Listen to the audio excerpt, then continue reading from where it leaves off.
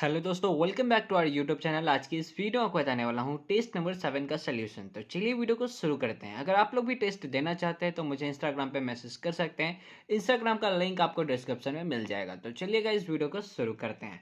तो question number 1 देखिए, ध्यान से पढ़िएगा क्या कहा जा रहा है। Choose the correct option. आपको क्या करना है, सही ऑप्शन को सिलेक्ट करना है। और एक क्वेश्चन आपका 2 नंबर का है। एक क्वेश्चन क्या है आपका, 2 नंबर का है। तो ध्यान से पढ़िएगा क्वेश्चन। क्वेश्चन नंबर 1 है आपका, C dash in this house since 1980। ठीक है, मतलब यहाँ पे सिंस के साथ आपको टाइम दिख गया। ठीक है, तो सिंस के साथ टाइम कब दिखता है, तो आपको याद आ जाना चाहिए परफेक्ट कॉन्टिन्यूअस में दिखता है। यानी present perfect continuous, past perfect continuous. तो यहाँ पे देखना पड़ेगा आपको कि कौन सा परफेक्ट कॉन्टिन्यूअस यहाँ पे यूज किया जा रहा है। तो देखिए, यहाँ पे क्या है, विल बी लिविंग। ठीक है, विल बी लिविंग, और यहाँ पे हैज बीन लिविंग, और यहाँ विल लिव है, और यहाँ हैज लिव है। हैज लिव कभी नहीं होगा, विल लिव कभी नहीं होगा। बचा ऑप्शन नंबर ए और ऑप्शन नंबर बी। तो ऑप्शन नंबर बी ही आपका सही जवाब हो जाएगा। तो आप लोग बोलेंगे कैसे ऑप्शन नंबर बी ही सही होगा, तो इसका रीजन ये है कि यहाँ पे सिंस यूज किया गया है। ठीक है, अगर फ्यूचर के बारे में बात किया जा रहा होता तो यहाँ पे फ्रॉम का यूज किया जाता है, लेकिन यहाँ पे सिंस है, इसका मतलब हैज बीन लिविंग हो जाएगा। ओके, आगे देखिए question number 2। The moon dash at night. Option A shine, option B shining, option C did shine, option D shines. तो देखिए गाइस, आपका ऑप्शन नंबर ए कभी नहीं हो सकता है।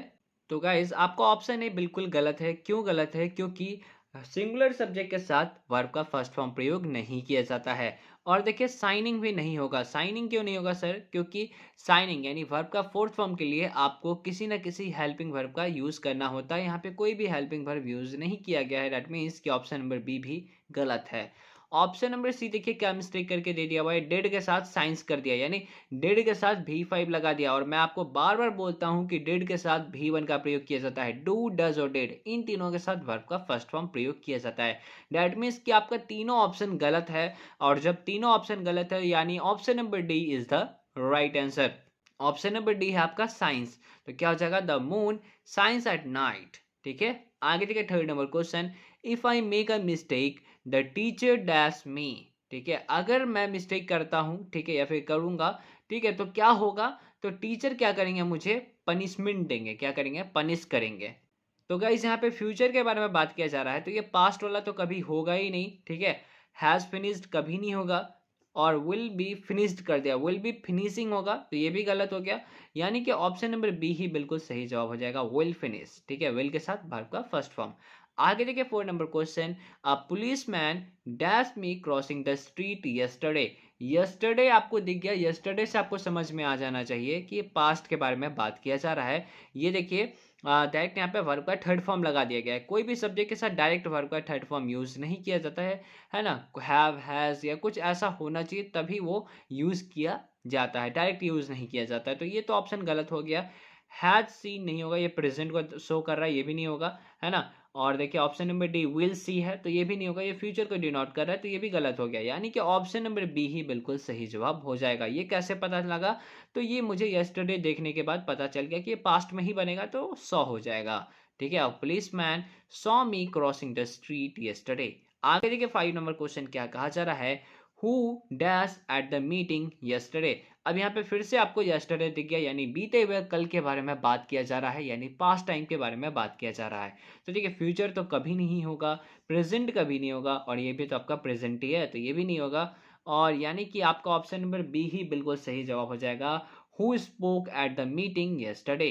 आगे देखिए 6 number question. Yesterday at this time it dash, मतलब यस्टरडे मतलब कल, इसी समय, एट दिस टाइम मतलब इस टाइम में, इस मोमेंट में, जब ही मान के चलिए अभी 11 बज रहा है, ठीक है, रात का अभी 11 बज रहा है, तो कल रात के 11 बजे। ठीक है, एक मैं आपको एग्जांपल के लिए बता रहा हूँ, यहाँ पे टाइम नहीं दिया गया, लेकिन मैं आपको एग्जांपल के लिए बता रहा हूँ। जैसे अभी 4 बज रहा होगा, तो कल 4 बजे, ठीक है, कल इसी टाइम में, ठीक है, एट दिस टाइम, कल इसी टाइम में, जो अभी टाइम चल रहा है। ठीक है, तो एक तरीके से ये कॉन्टिन्यूअस के बारे में बात किया जा रहा है। कौन सा continuous, past continuous guys, past continuous. ठीक है, तो बहुत सारे स्टूडेंट जो है यहाँ पे वो सिलेक्ट कर लेते हैं ऑप्शन नंबर डी, जो कि बिल्कुल गलत है।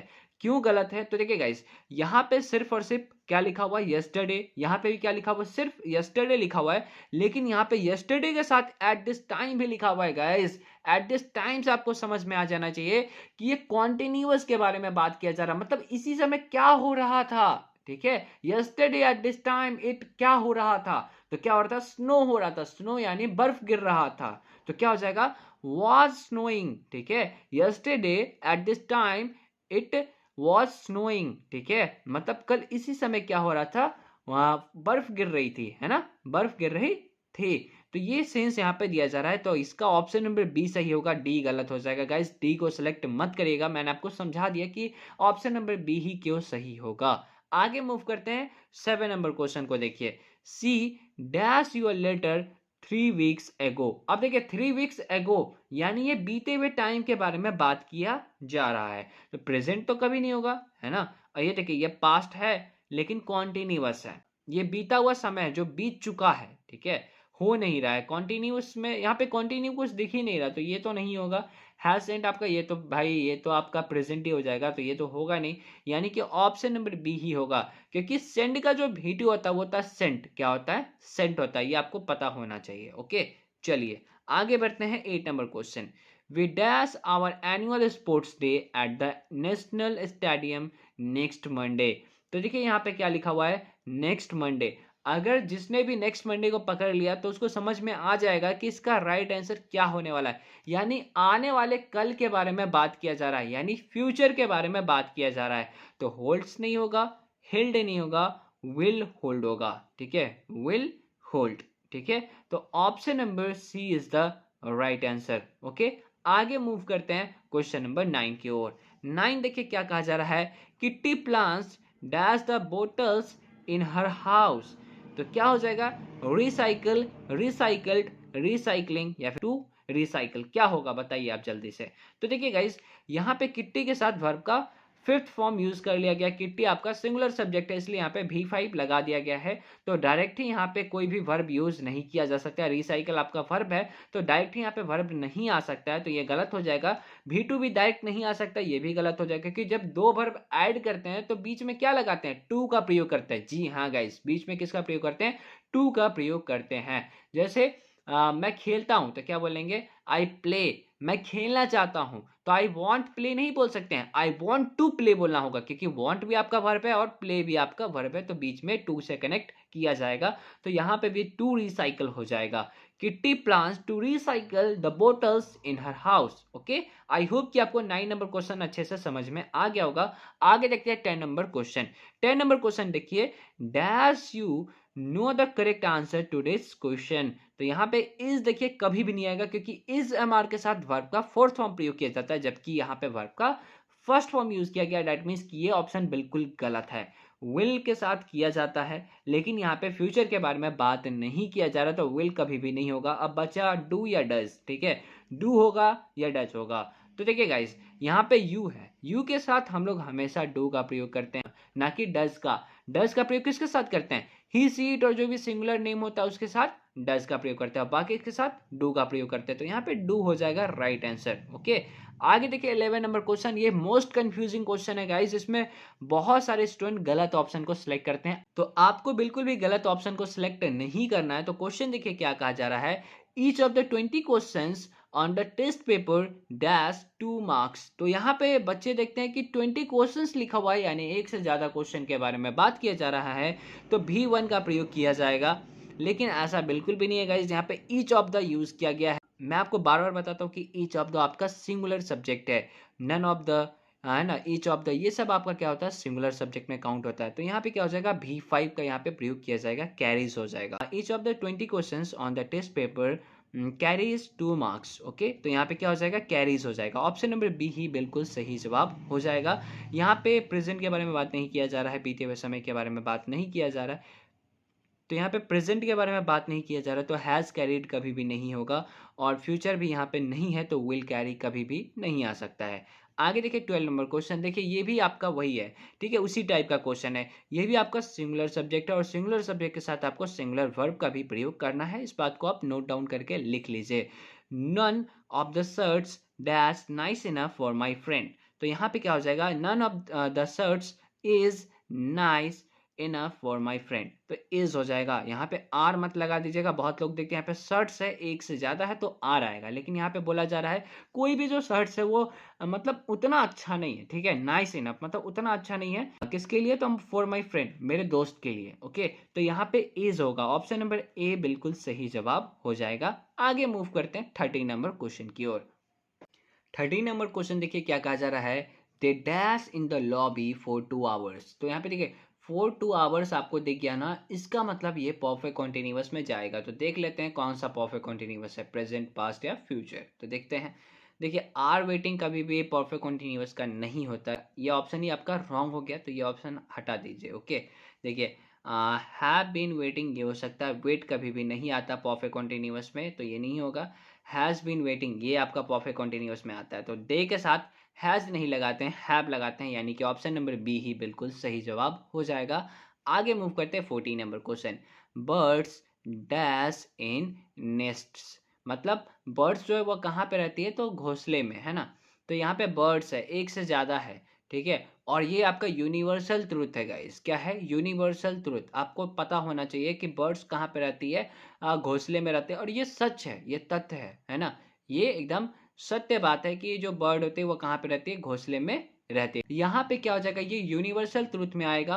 और यूनिवर्सल ट्रूथ में जो भी सेंटेंस आता है वो सिंपल प्रेजेंट टेंस में बनता है, यानी आर लिविंग कभी नहीं होगा, हैव लिव्ड कभी नहीं होगा, लिव्स कभी नहीं होगा। लिव्स क्यों नहीं होगा सर, क्योंकि सिंपल प्रेजेंट टेंस में V1 या V5 का प्रयोग करते हैं, तो लिव्स भी तो हो सकता है। लेकिन यहाँ पे देखिएगा इस बर्ड्स के बारे में बात किया जा रहा है, एक से ज्यादा, है ना। तो ये प्लूरल सब्जेक्ट है, और प्लूरल सब्जेक्ट के साथ V5 का प्रयोग नहीं किया जाता है, बल्कि V1 का प्रयोग किया जाता है। दैट मीन्स कि ऑप्शन नंबर सी बिल्कुल सही जवाब हो जाएगा। आगे मूव करते हैं 15 number question, I dash my grandmother last week. तो क्या हो जाएगा, लास्ट वीक देखिए यहाँ पे गाइज लास्ट वीक है, लास्ट वीक देखने ही से आपको समझ में आ जाएगा कि ये बीते हुए समय के बारे में बात किया जा रहा है।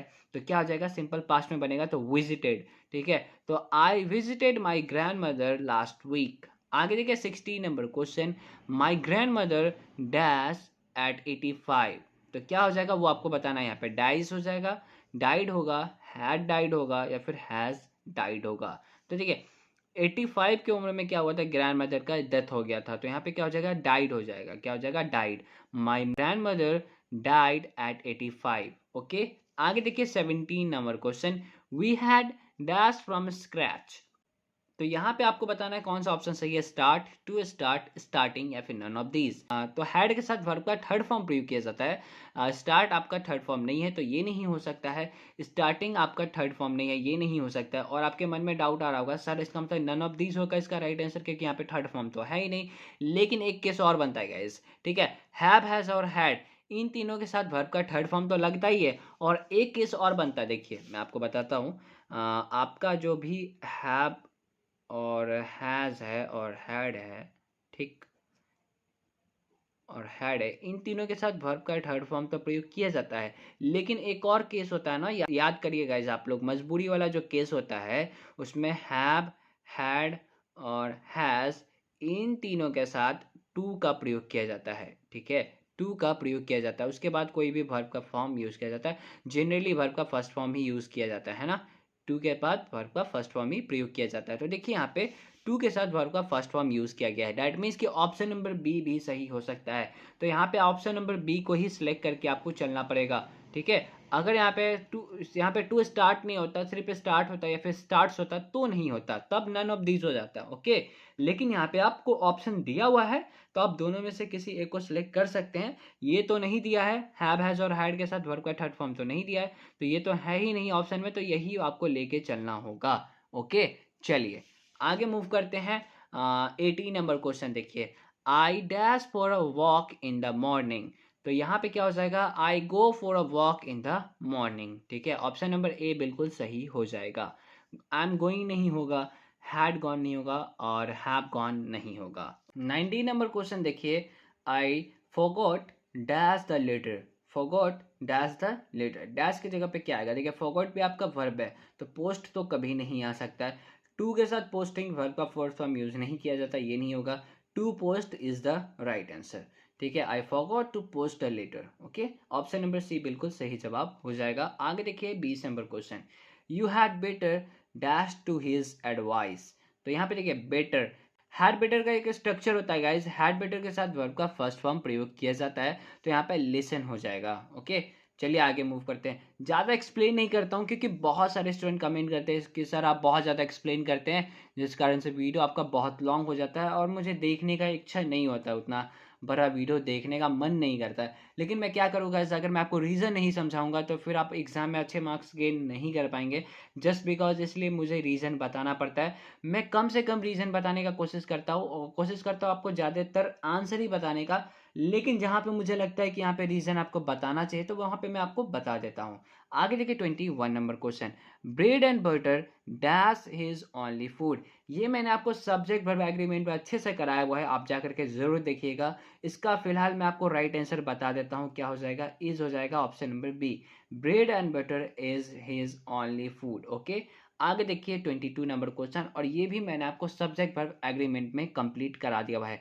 The black and white cow dash eating grass. तो यहाँ पे बहुत सारे स्टूडेंट किसको सेलेक्ट करते हैं, वो ऑप्शन नंबर बी को सिलेक्ट करते हैं, जो कि बिल्कुल गलत है। वो समझते हैं the black and white cow का मतलब है कि एक काला गाय है और एक क्या है, उजला गाय है, ठीक है, और वो क्या कर रहा है, ईटिंग ग्रास, मतलब घास जो है उसको खा रही है। तो ऐसा यहाँ पे सेंस है, लेकिन ऐसा नहीं है गाइस, बिल्कुल गलत है, आप सोच रहे हैं, ठीक है। यहाँ पे इज हो जाएगा बिल्कुल सही ऑप्शन। आप बोलेंगे सर यहाँ पे सिंगुलर तो नहीं लग रहा है, एंड भी लगा हुआ है, लेकिन ऐसा नहीं है गाइस, मैंने आपको सब्जेक्ट वर्ब एग्रीमेंट में अच्छे से समझा रखा है। वैसे मैं आपको थोड़ा सा बता देता हूँ, देखिए the black and white cow का मतलब है कि एक ही गाय है लेकिन उसमें दो कलर है, ब्लैक भी और व्हाइट भी, ठीक है, उसमें दो कलर है, तो ब्लैक भी और व्हाइट भी। अगर यहाँ पे एक और दो होता, अगर मान के चलिए यहाँ पे लिखा हुआ था the black and the white cow, अगर यहाँ पे द लगा होता देन यहाँ पे ऑप्शन नंबर बी बिल्कुल सही जवाब हो जाता,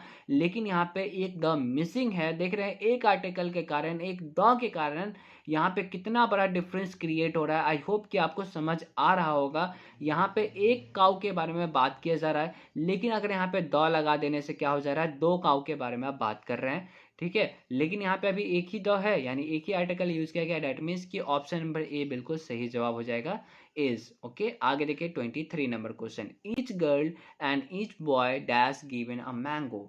तो वॉज हो जाएगा गाइज ऑप्शन नंबर ए, क्योंकि ईच ईच आपका सिंगुलर सब्जेक्ट होता है ना, तो यहाँ पे वॉज हो जाएगा, वर कभी नहीं होगा, आर कभी नहीं होगा, नन ऑफ दिस नहीं होगा। ओके, आगे देखिए 24 नंबर क्वेश्चन, आइदर ही और हिज ब्रदर डैश कम। तो यहाँ पे लोगों को लगता है कि इज होगा, लेकिन इज नहीं होगा गाइज। इज क्यों नहीं होगा, क्योंकि इज के साथ वर्ब का फोर्थ फॉर्म प्रयोग किया जाता है, यहाँ पे वर्ब का फोर्थ फॉर्म यूज नहीं किया गया है। देखिए जैसे यहाँ पे इज था ना, तो यहाँ पे इज के साथ देखिए यहाँ पे ईटिंग है, लेकिन यहाँ पे कमिंग तो नहीं है, इसका मतलब इज नहीं होगा, इज नहीं होगा तो आर भी नहीं होगा, है ना, क्योंकि आर के साथ भी तो वर्ब का फोर्थ फॉर्म चाहिए, तो ये भी नहीं होगा, यानी कि हैज या हैव होगा। अब आपको पता लगाना है कि ये आइदर जो यहाँ पे यूज किया गया है वो सिंगुलर है या प्लूरल है। तो यहाँ पे क्या हो जाएगा, वो सिंगुलर है, तो क्या हो जाएगा, हैज का प्रयोग किया जाएगा, ठीक है। ये मैंने आपको सब्जेक्ट वर्ब एग्रीमेंट में अच्छे से क्लियर कराया हुआ है, ईदर का प्रयोग यानी आइदर का प्रयोग। बहुत लोग इसको ईदर पढ़ते हैं, बहुत लोग इसको आइदर पढ़ते हैं, तो यहाँ पे हैज हो जाएगा बिल्कुल सही जवाब। ओके, चलिए आगे बढ़ते हैं 25 number question, neither she nor her sister dash going to Delhi. तो यहाँ पे क्या आएगा, आर, इज, हैज या हैव। तो देखिए यहाँ पे गोइंग यूज किया गया है, यानी हैज और हैव तो कभी नहीं आएगा, आर या इज आएगा। ये भी आपका सिंगुलर है, तो यहाँ पे क्या आ जाएगा, इज गोइंग। ओके, आगे देखिए 26 नंबर क्वेश्चन, इधर ही और I dash to blame, dash to blame. तो यहाँ पे देखिए क्या आएगा, एम इज आर या फिर वर। आप बोलेंगे सर यहाँ पे तो आईएनजी नहीं है, तो एम इज आर कैसे हो सकता है, तो एम इज आर के साथ टू भी तो लगाते हैं, है ना, एम इज आर के साथ टू भी यूज किया जाता है, तो यहाँ पे टू तो है, तो इसमें से किसी एक का यूज कर सकते हैं। तो देखिए कौन सा आएगा, आर तो कभी नहीं आएगा, बहुत लोग आर को सिलेक्ट कर लेंगे, लेकिन आर नहीं होगा। और बहुत लोगों को लग सकता है कि इज भी हो सकता है, लेकिन इज भी नहीं होगा। क्यों नहीं होगा, तो जो देखिए जब ऐसा होता है ना, जब दो सब्जेक्ट दिया रहता है, जैसे जैसे यहाँ पे ही और आई दिया हुआ है ना, तो इधर के जो दूर वाला है, मतलब जो फिल इन द ब्लैंक्स के पास वाला है, ठीक है, उसके हिसाब से हम लोग वर्ब का प्रयोग करेंगे। तो यहाँ पे फिल इन द ब्लैंक्स किसके पास में है, तो आई के पास में है, तो आई के साथ क्या लगता है, इज लगता है कि आर लगता है या वर्ड लगता है या फिर एम लगता है, तो एम लगता है, इसका मतलब ऑप्शन नंबर ए बिल्कुल सही जवाब हो जाएगा। आगे देखिए 27 number question, neither he nor you dash guilty. तो यहाँ पे देखिए गाइज, यहाँ पे फिर से वही क्वेश्चन है, सेम क्वेश्चन है गाइज। यहाँ पे देखिए फिल इन द ब्लैंक्स के पास में क्या है, आपका यू है, तो यू के साथ एम नहीं लगता है, इज नहीं लगता है, आर लगता है, वॉज भी नहीं लगता है। तो यहाँ पे क्या हो जाएगा, ऑप्शन नंबर सी बिल्कुल सही जवाब हो जाएगा। आई होप कि आपको 27 नंबर क्वेश्चन तक कोई भी डाउट नहीं होगा। अगर कुछ भी डाउट आता है ना, तो आप मुझे इंस्टाग्राम पे मैसेज कर सकते हैं, इंस्टाग्राम का लिंक आपको डिस्क्रिप्शन में मिल जाएगा। चलिए आगे बढ़ते हैं गाइस। 28 नंबर क्वेश्चन देखिए, swimming dash a good exercise. Swimming is a good exercise, काफी सिंपल क्वेश्चन था। आगे देखिए 29 number question, a car and a bike dash my means of transportation. तो यहाँ पे इज होगा, आर होगा, वॉज होगा, या फिर नन ऑफ दीज होगा। तो ए कार एंड अ बाइक लिखा हुआ है ना यहाँ पे, तो दो दो आर्टिकल यूज किया गया है ना। तो यहाँ पे इज नहीं आएगा, आर आएगा। ओके, ऑप्शन नंबर बी बिल्कुल सही जवाब हो जाएगा। आगे देखिए 30 number question, A is dash indefinite article. यहाँ पे क्या लिखा हुआ है, इनडेफिनेट। क्या लिखा हुआ है, इनडेफिनेट। ई आया ना, तो ई आया यानी कि एन लगेगा। ऑप्शन नंबर बी बिल्कुल सही जवाब हो जाएगा। आगे देखिए 31 number question, we can take dash U turn from here. U turn क्या आएगा, यो आएगा, है ना, यू टर्न। यूनिवर्सिटी में भी क्या आता है, यू आता है, यो आता है ना, तो यू टर्न यो यानी कि ए हो जाएगा। We can take a U turn from here, तो यहाँ पे ऑप्शन नंबर ए बिल्कुल सही जवाब हो जाएगा। आगे देखिए, he is the best employee of month. तो यहाँ पे क्या होगा वो आपको बताना है, तो बेस्ट के साथ यहाँ पे आ जाएगा ऑप्शन नंबर सी। ठीक है, he is the best. Okay, आगे देखिए 32 नंबर, यहाँ पे दो क्वेश्चन हो गया, आप ध्यान में रखिएगा कि एक अलग है, एक अलग क्वेश्चन है। ठीक है, लेकिन नंबरिंग एक हो गया है, उसके लिए माफी चाहूंगा। आगे देखिए, when dash moon comes in between dash sun and the earth, then it is called the lunar eclipse। यहाँ पे क्या आएगा, एन दो आएगा, एन ए आएगा, या फिर दो आएगा, या फिर ए और दो आएगा, वो आपको बताएं। यहाँ पे दो फिल इन द ब्लैंक्स है ना, उस दोनों की जगह पे क्या आएगा। तो ठीक है, यहाँ पे मून से पहले पूछा जा रहा है, यहाँ पे सन से पहले पूछा जा रहा है, और दोनों ही एक लौते हैं, है ना, एक ही है ना, मून भी एक है और सन भी आपका एक है। तो दोनों से पहले आपको क्या लगा देना है, दो आर्टिकल लगा देना है, यानी ऑप्शन नंबर सी बिल्कुल सही जवाब हो जाएगा। काफी इजी क्वेश्चन था। आगे देखिए 33 number question, I will send you dash S M S tomorrow about the next programme. तो यहाँ पे देखिए S M S, S M S अगर आप लिखिएगा तो कैसे लिखिएगा बताइए मुझे, एस एम एस हिंदी में आप कैसे लिखिएगा। तो देखिए एस एम एस ऐसे लिखा जाएगा, एस, है ना, तो आपको फर्स्ट वाले से मतलब होगा। तो यहाँ पे क्या आया, ए आया, क्या आया, ए, ये वाला ए, है ना, एस एम एस, तो ए आया, तो इसके साथ क्या लगता है, एन लगता है, आर्टिकल एन लगता है, तो यहाँ पे एन लगेगा। ओके, तो यहाँ पे ऑप्शन नंबर बी बिल्कुल सही जवाब हो जाएगा। आगे देखिए 34 number question, my father bought dash H M T watch dash watch is beautiful. तो यहाँ पे भी आपको आर्टिकल बताना कि कौन सा आर्टिकल यूज किया जाएगा, H M T.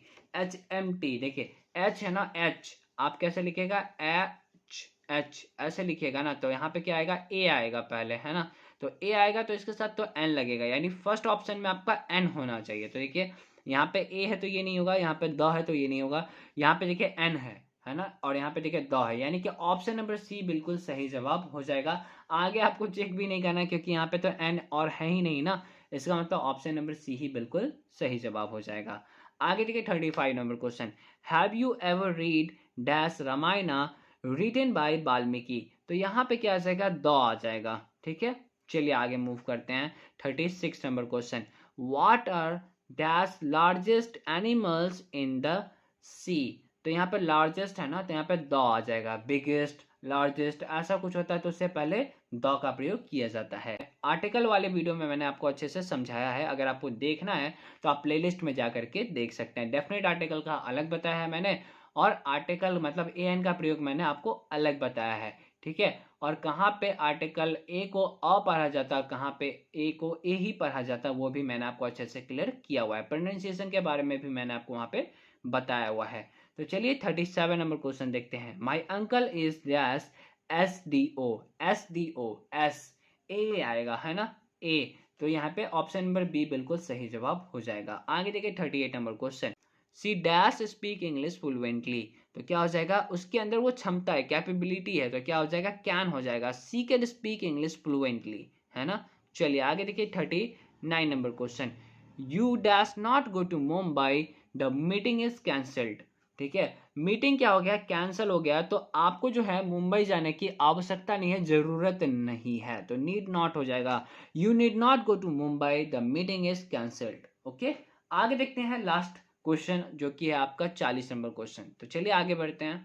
40 number question देखिए, सी dash swim well when she was 12 years old. मतलब जब वो 12 साल का था तो बहुत अच्छा स्विम करता था, बहुत अच्छा स्विम करता था, तैरता था, है ना। पहले बीते हुए समय के बारे में बात किया जा रहा था, यहाँ पे कुड हो जाएगा, क्योंकि यहाँ पे पास्ट के आप एबिलिटी को शो कर रहे हैं, पास्ट के एबिलिटी को शो करने के लिए कैन का पास्ट यूज किया जाता है, यानी कुड यूज किया जाता है। ओके, आगे देखिए question number 2, translate into English. आपको क्या करना है, सभी को इंग्लिश में ट्रांसलेट करना है, और एक क्वेश्चन आपका 2 नंबर का है। तो देखिए पहला क्वेश्चन है, तुम मेरे बिना यह काम नहीं कर सकते हो, you can't do this work without me, या फिर you cannot do this work without me. मैं गाना गाने ही वाला था, I was to sing a song, I was to sing a song. तुम सिर्फ नाम मात्र की बहन हो। देखिए 4 नंबर क्वेश्चन, मैं तुमसे कभी भी बात नहीं करना चाहता हूं, I never want to talk to you, I never want to talk to you. Never का मतलब हो जाएगा कभी भी नहीं, है ना, कभी भी नहीं का सेंस ही नेवर आपका दे देगा। आगे देखिए 5 नंबर क्वेश्चन, मुझे कुत्तों से डर लगता है, I am afraid of dogs. Shivani को मेरे लिए खाना बनाना पड़ता है, Shivani has to cook food for me. मेरा मन तुमसे बात करने का नहीं कर रहा है, I don't feel like talking to you. 8 number question है, तुम मेरे बारे में सब कुछ नहीं जानती हो, you don't know everything about me. मैं शतरंज खेलना जानता हूँ, I know how to play chess. मैं कार चलाने का शौकीन नहीं हूँ, I am not found of driving a car. I hope guys कि आप लोगों को जो आज का वीडियो है काफ़ी ज़्यादा पसंद आया होगा। अगर वीडियो पसंद आया तो वीडियो को करना है लाइक, और चैनल पर पहली बार आए हैं तो चैनल को प्लीज़ सब्सक्राइब कर दीजिए, और कुछ भी डाउट आता है तो नीचे कमेंट करिए, आपके कमेंट का 100% रिप्लाई मिलेगा। और आपका जो भी फीडबैक है इस चैनल के बारे में आप नीचे कमेंट करके मुझे बता सकते हैं। आप जो भी कमेंट करेगा उसका रिप्लाई आपको जरूर मिलेगा, यकीन ना हो तो चेक कर ले। तो गाइस मिलते हैं नेक्स्ट वीडियो में, तब तक के लिए अपना ध्यान रखिए। Thanks for watching.